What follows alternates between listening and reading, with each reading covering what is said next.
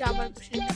আচ্ছা, এক বৃক্ষে ফুটে এক জোড়া ফুল, হীরামানি কভু নয় তার সমতুল। চোখ। আচ্ছা ঠিক আছে। একবারই দুই দরজা দিয়ে জল গড়িয়ে পড়ে, এর কাজ হাওয়া ছাড়া হাওয়া নেওয়া বুঝে।